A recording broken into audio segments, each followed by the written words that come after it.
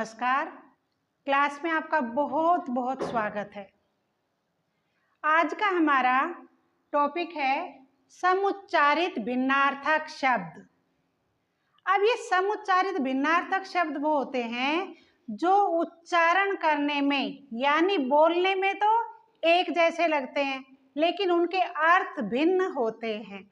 उन्हें कहते हैं या तो कहिए सम उच्चारित भिन्नार्थक शब्द या शब्द युग्म भी कह सकते हैं या समान दिखने वाले भिन्नार्थक शब्द।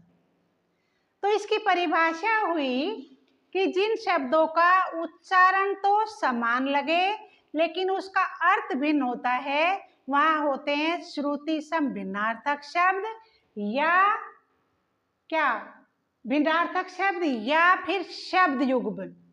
ठीक है, अब इसमें क्या करेंगे, कुछ इंपॉर्टेंट क्वेश्चन है, वो सभी जो भी एग्जाम होते हैं, जो भी परीक्षाएं हैं, सभी के लिए उपयोगी हैं और ये यूपी पुलिस के लिए जो फिर वैकेंसी निकलती रहती है ये तो सभी के लिए होते हैं, सिलेबस में होते हैं।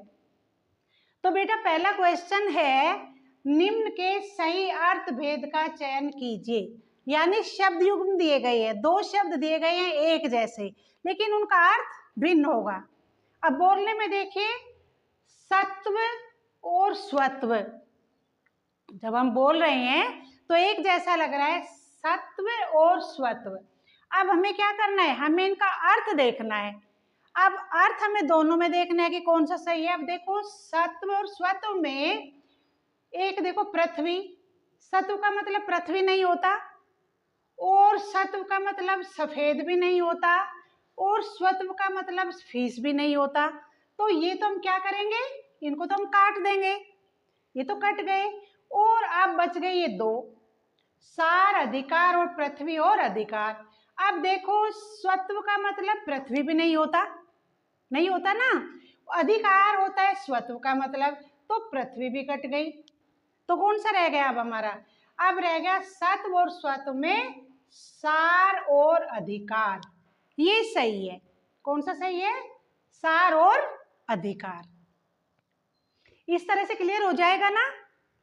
अब दूसरा है निम्न में सही शब्द युग्म बताइए। अब क्या है कि अद्य और आद्य।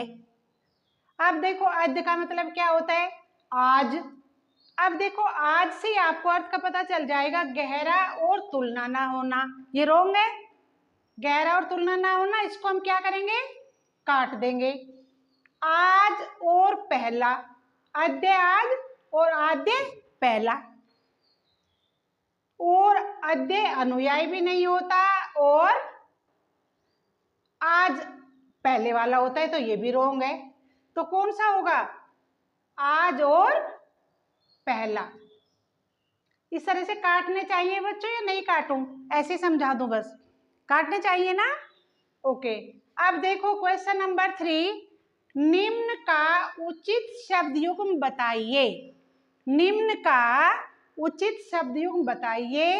एक है सकृत और एक है सकृत। अब इसमें आंसू भी नहीं होता और हथियार भी नहीं होता, दोनों रॉन्ग है, तो ये तो हुआ रॉन्ग। और जो ये है सुवर और एक बार, ये भी नहीं होता, सकृत का मतलब, हाँ। और ये जो है ये सुवर, ये भी नहीं होता। तीसरा जो है सकृत और सकृत, विष्ठा और एक बार। आपको पता है विष्ठा का मतलब होता है मल वगैरह, और मल वगैरह होता है, और सकृत का मतलब होता है एक बार, बार बार, अनेक बार। तो ये एक बार और विष्ठा ये हुआ बिल्कुल सही। अब क्वेश्चन नंबर 4, निम्न में से उचित शब्द युग्म चयन कीजिए। अंत और अंत्य। अंत क्या होता है, आखिरी, समाप्ति किसी चीज की, जो पुराना ना हो, और आंगन। अंत का मतलब तो पुराना ना हो ही नहीं सकता, तो ये है रॉन्ग, ये क्या है, गलत। जिसकी तुलना ना हो और तलहीन, ये भी गलत। आग और वायु। अंत का मतलब आग होता ही नहीं, अंत का मतलब तो समाप्ति, तो ये भी गलत।